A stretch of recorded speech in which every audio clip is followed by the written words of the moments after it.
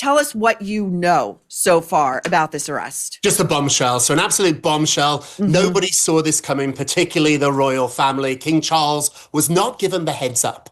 This was a surprise. So the British police, they raided his home about 8 a.m. British local time on Thursday morning. He was still in bed, I'm told. He was totally unprepared. So they burst in. They burst in. The police burst in to the palace. He is now staying in Sandrington, which is about 3 hours north of London. He'd finally been kicked out of the Royal Lodge. He was moving to this kind of fancy farmhouse. They call it a farmhouse, but it was a big palace. But while that was being renovated, he was staying in a different cottage on the estate. Unmarked cars, unmarked police people. They were not in uniform. They broke in at 8 a.m. They arrested him. They took him off to jail. And while that was going on, Maureen, they also went to at least two other properties to make sure they secured whatever evidence they're looking for.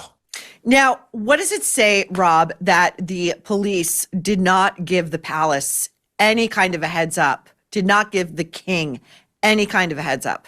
Yeah, lots of things. First of all, it says here that maybe they didn't trust the king. The king has been very slow to respond to his brother's outrageous behaviour. His mother, the great Queen Elizabeth, somebody I deeply admired, she too kicked the can down the road when it came to this very, very troubled son who was her favourite son. So maybe that was why. So the king wasn't told for several reasons. One, I'm not sure they totally trusted him.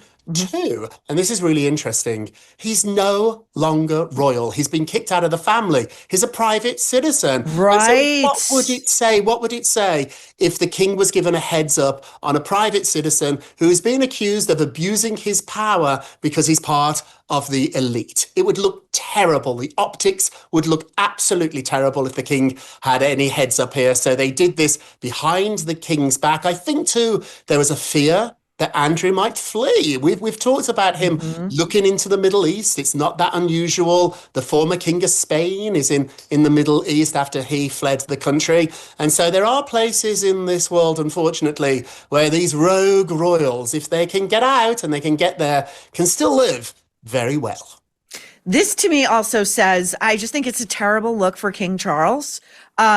You just told me before we came to air that the king says that he will not abdicate. No, absolutely not. So this has been a big, big discussion today in Britain. It's going to get louder. My insiders in the palace tell me all day long there's been emergency meetings, phone calls, Zoom calls. The Queen's been on them. William's been on them. Princess Anne, too, has been on them. And their younger brother, Prince Edward, that we don't talk about enough. They've all rallied behind the king for the moment. He truly believes that he is king because God ordained it. God wanted him to be king. And when you are taught that from the day you were born, you have a really perverted, a really different view of the world. So this is a job he wanted, for 70 years? He's finally got it. But I think too, and this is interesting, William, who's coming out as the hero of this messy situation. Yes. William knows that if there's an abdication right now, the crisis only increases. They're looking for some stability. What I'm hearing is absolutely no abdication now, but maybe in 6 months, maybe when this Andrew mess is sorted, maybe after he has been found guilty, maybe after he's been found innocent. We don't know what the result is going to be. But then the royal family, at this moment, they need to circle the wagons. They can't have a throne without a king on it. And so I think for the moment, he's going to stay put. This is what I predict. First of all, several things. As you mentioned, Prince Edward is married to a woman who worked in public relations. So I would hope that she would be in on those phone calls. We know that William has been greatly frustrated with his father and his inertia, his conflict avoidance. If you think God really ordained you to be king, then you should think God would have equipped you with the ability to make some necessary decisions in order to save the very throne that you have lusted after these many years. And, so off he goes the day that Andrew is arrested, to London Fashion Week, where he sits at a fashion show front row next to none other than Stella McCartney. And Rob, I don't know about you, but I think this is a terrible look because Epstein was trafficking models. Yeah. Okay, the modeling industry is rife with this shit. And by the way, Naomi Campbell's in for it too. She's implicated in this shit. This is the last place I would put the king. Yeah, Maureen, you are so right about this. The only thing worse about this fashion show is that Naomi Campbell could have been walking in it. She wasn't, thank goodness. But I think that what the palace is doing, and they're always so clumsy about this, they want to show that the king is not hiding, that he's getting on with his daily life. However, the king has never been to a fashion show before, ever. So to suddenly decide to go to a fashion show today, which is really a central pillar of the Epstein case. I worked with a ton of celebrities, including in the introduction, Princess Michael of Kent. Well, Yes. let me be full disclosure here. I was Naomi Campbell's publicist for many years here in America. And I met Jeffrey Epstein backstage at a Victoria's Secret show. What year was this? This was in the early 2000s, 20 years ago. And I was backstage at Victoria's Secrets with Naomi, not easy, and Jeffrey Epstein. It was very unusual. That place was on lockdown. It was very hard to get backstage. They didn't want people back there. Jeffrey was backstage. Naomi knew him, so she's now saying that she didn't. But, maybe the most famous British supermodel of all time, Naomi Campbell. A groundbreaking supermodel, aside from Iman, but she's had, I think, a longer career than Iman as the first true black high fashion supermodel who still works today. And she's been photographed with Epstein. You cannot lie your way out of a photograph. Andrew tried. It didn't work. Yeah, I can't. It puzzles me, the palace here today. He would have been better off going to Starbucks. They couldn't find a hospital he could go to today. Exactly. Just a stroll in the park. Just go and have a stroll in the park. Like, if we need to get a photograph of you today to prove that you're not hiding, and that's what they're doing here. I was a publicist for a long time. They don't want to look as if the king is out of commission. The king is in hiding. The king has something to hide from the public. So they were looking for an event. There are many charities in Britain. There are many soup kitchens. There are many homeless shelters. There are many hospitals. There are many children's organizations. Go there. Don't go to London Fashion Week. Maybe also don't go to children's hospitals right now, I would say, because the Daily Mirror is reporting a few blockbuster stories that are just beyond the pale. One of which just posted that Andrew is accused. This is part of an FBI file from July 2020, I believe. He is accused of watching a young girl between the ages of 6 and 8 be tortured with electric shocks. It is stated in this file that the person doing the torture was Ghislaine Maxwell. The same article reports, now they say, the second graph then says a woman, not a girl. So I don't know if this was something that they were doing often with different victims, but that one of these torture sessions took place. This, I'm reading from the piece.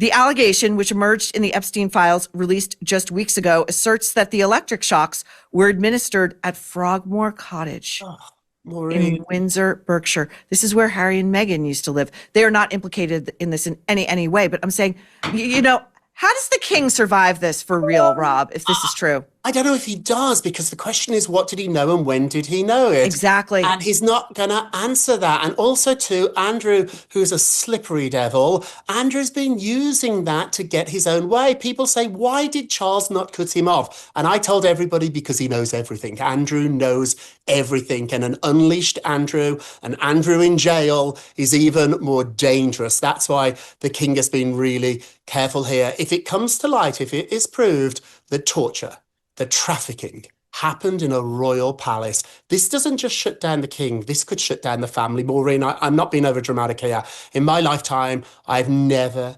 ever seen a crisis as big as this for the palace. Even when Princess Diana died, and for that week, it looked a little wobbly. The Queen wouldn't come back from Balmoral. She wouldn't lower the flag. Eventually she did. And she did rebuild trust. This needs a whole new, fresh start. William and Kate are the future of this family, and everybody else are implicated. This is important, though, too. And I love when we talk about it because we get deep on your show. Who's paying for his defense? I hit the phones. Who's going to pay for Ant? It's going to be multi-million dollars. This is going to be a really detailed, tough legal case. He doesn't have any money. Part of the reason, apart from the fact he was a pervert, part of the reason he was with Jeffrey Epstein was for the money.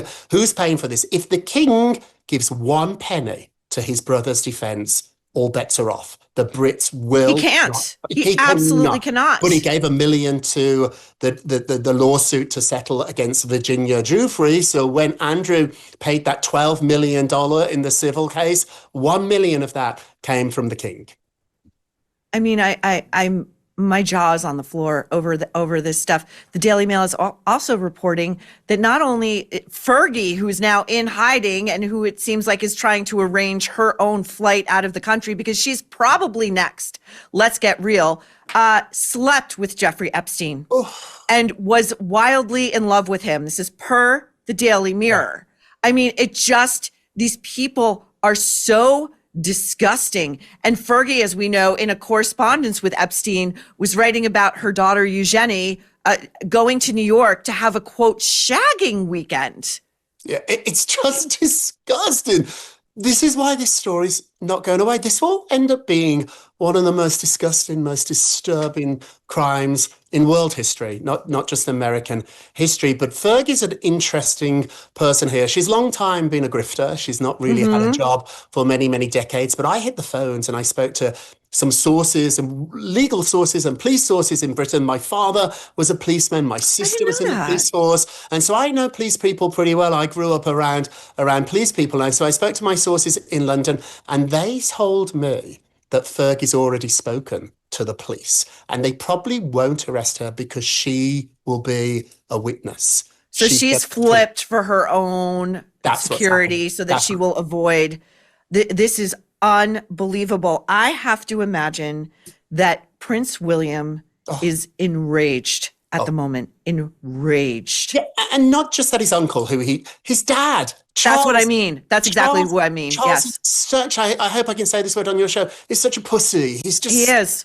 He's just such a weak man. He's just got no spine. And now this has bit him in the bottom. And the job that he wanted all his life, he could potentially lose. I think he should lose that job at the moment. I do too. I think it's over. I think you've ruined hundreds and hundreds of years of history by doing nothing. You knew about it and you did nothing. We're looking at a monarchy that saw Henry VIII behead two of his wives, Queen Anne throw her sister Queen Elizabeth in the Tower and threaten to kill her. Yes. And but this almost makes that stuff look quaint. It happened so long ago and people were crazy then and but like this feels deliberate. It feels heartless. It feels complicit. It feels so beyond criminality. I don't know how you can have Charles represent, they're supposed to come to the United States this summer for the 250th anniversary of American independence. He's not going to be welcome here. He's not. No. It's a real curse here. And let me just put this into some sort of historical perspective. The only king that has been thrown off the throne and murdered, killed, beheaded was King Charles I. So these King Charles have to be really, really careful. It's just a tragedy of Shakespearean proportions. I know I'm sounding dramatic. I know I'm sounding over the top. I was just in Britain last week. Everybody was talking about Andrew. Nobody, including Andrew, thought he was going to be arrested. I have a story breaking on my Substack soon that says just 2 days ago, he was demanding that his horses get transferred from the Royal Lodge to Sandringham. He is missing his horses. They only have race horses at Sandringham, and he wanted his horses that he could ride in the fit. Clueless. He's absolutely clueless. He had applied to a local golf club to become a member just a few weeks ago. And now, thankfully, his world has been turned upside down. I'm hoping my reporting is right here, not for my sake, but for the royals. Insiders are telling me it's over. They're not going to pay a visit to him. They're not going to pay a penny to him. Andrew is now on his own. He might even get kicked out of this house. They don't want to. He has to. He has to. Now, you said earlier that Charles is afraid of Andrew because an enraged Andrew will spill everything. What do you think, Rob, is the worst that Andrew could do? What's the worst thing he could say? I think he could say, my brother knew all this was going on. Everybody knew. He wasn't subtle about it. He wasn't sly about it. He was sneaking girls, young girls, into Buckingham Palace. There are photos of Jeffrey and Ghislaine sitting on thrones in Buckingham Palace. Yeah. Everybody knew that palace. I know people that work in that palace. It is the best gay bar in London, Maureen. Is it really? All the staff are gay. How do we get in? They're all gossipy gooses. They all go out to the bars and have a good chat. Go to a gay bar in Soho and you'll meet somebody who worked at the palace, I guarantee you, and they'll tell you everything. Everybody on staff knew this. Andrew had a name, and it's a British term. We don't use it in America, but I'll explain it. They called him Wally Windsor. Wally in Britain, if you're a Wally, you're a buffoon, you're a fool, you're an idiot. And that's what Andrew was, but maybe even worse than that. He was devious, he was demented, he was perverted, and he got away with it. And maybe his brother was complicit. Today's show is brought to you by Oxford Natural, home of the all-natural Optimum Day and Optimum Night supplements. Are you trying to lose weight and feel like yourself again? Thousands of men and women across the US and UK are already doing it with Oxford Natural. Optimum Day powers you with steady energy, crushes cravings, and keeps your metabolism firing all day. Optimum Night helps you relax, sleep deeply, recover, and keep burning fat while you rest. England's soccer legend Michael Owen lost 40 pounds, and Robbie, the face of AFTV, dropped over 100 pounds. It's worked for others too, with customer testimonials raving about Oxford Natural's effectiveness. Now, it's your turn. Scan the QR code or click the link and grab 70% off your first order with code NERVE. No gimmicks, no needles, just results. Oxford Natural. Let's get to work.